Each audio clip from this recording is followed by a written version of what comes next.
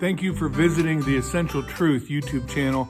This is Pastor Dave with another brief breadcrumb for you to consider and think about. And you probably noticed the title is Why is Church So Important?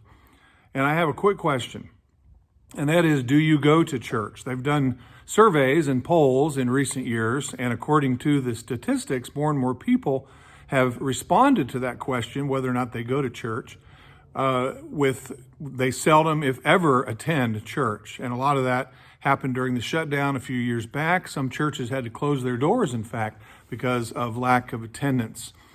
And you might be thinking, well, Pastor Dave, you're being kind of personal. You don't understand my situation. I had a very bad experience at a church, or somebody at a church hurt my feelings. Maybe the pastor hurt your feelings. I've heard all of those things.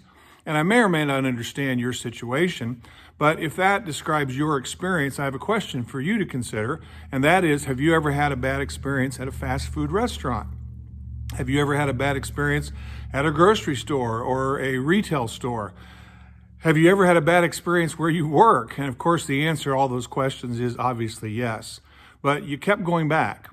I can't even tell you how many bad experiences we've had at fast food restaurants over the years traveling, where they don't get the order right. There's, all the items you ordered aren't in the bag or whatever. And sometimes we're several miles down the road before we discover that we didn't get everything that we paid for. But we keep going back. And again, I'm sure you do as well. In the book of Hebrews, chapter 10, verses 24 and 25, it says, "And let us consider one another in order to stir up love and good works." First of all, if you're not going to church, if you're not fellowshipping with other believers, it's going to be really, really hard to do that. First of all, to consider one another and for the purpose, or he says, in order to stir up love and good works. It's going to be hard to do that if you're not assembling. And verse 25, which I'm sure you're very familiar with and you've heard of Hebrews chapter 10, says, "Not forsaking the assembling of ourselves together, as is the manner of some, but exhorting one another, and so much the more as you see the day approaching." I think the language that the writer of Hebrews uses is pretty clear, to not forsake the assembling of ourselves together. As the manner of some people do that, but he says to exhort each other, that is to encourage, to lift each other up, and even more, he says, so much the more as you see the day approaching. I think especially in these last days, instead of churches that are canceling services, and churches that don't have evening services on Sunday, or they don't have a midweek service, that happens often. As I shared in another video a while back, some churches have no midweek service, no prayer meeting, because as I've talked to fellow pastors, they say, well, we stopped having prayer meeting because no one attended. And as I responded to one pastor friend, I said, well, if you don't have the doors open, how can they attend?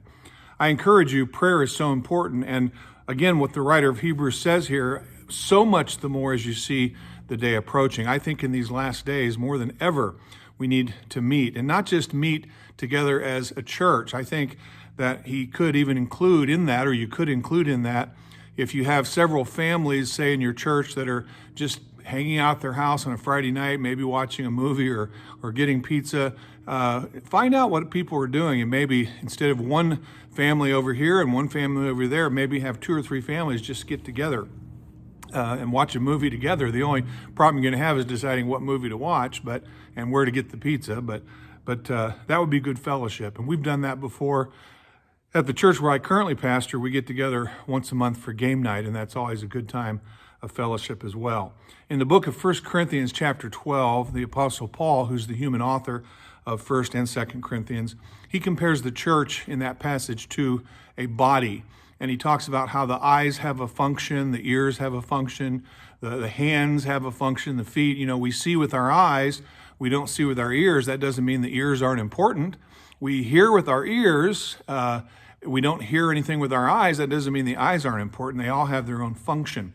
Now, there's debate among pastors and Bible scholars and theologians over whether we're talking in 1 Corinthians 12 about the local or the universal church. Of course, the word universal isn't really in the Bible. It's just a term for the church. There's only really one church, and that's the church of Jesus Christ. So is he talking about a local church or, again, the universal church? Well, actually, I believe it's both. You know, when you study the Bible, sometimes you think, okay, you're trying to figure out what it's talking about. Is it this or that? Either or. And often it is either or. It's one or the other. But there are times where the answer is actually both. I'll give you a good example. Is Jesus man or God? And of course, the answer is obviously yes. He's 100% man. He's 100% God. So that's not an either or, it's a both. And I think that this is both here. And one of the reasons I think it has to do with the local church is because in verse 26 of 1 Corinthians 12, it says, and if one member suffers, all the members suffer with it. Or if one member is honored, all the members rejoice with it. Now you are the body of Christ and members individually. You know, we've prayed for people in our church in, say, another state, California, who maybe has cancer, and our hearts go out to them, and we certainly can pray for them, and we often do. But when it's somebody in our actual church body locally with that kind of news, it affects us all. It hurts us all, and we have multiple people in our church dealing with cancer currently. So it's important to understand that when one is suffering, all suffer. When one is honored, all are honored. So I just want to encourage you with that. Again, this is Pastor Dave. I appreciate you tuning in to the Essential Truth YouTube channel. Please like this video, share, comment, and especially subscribe. That really helps the channel because it helps them to push the videos out to more people. So thank you again for tuning in. You have a blessed day.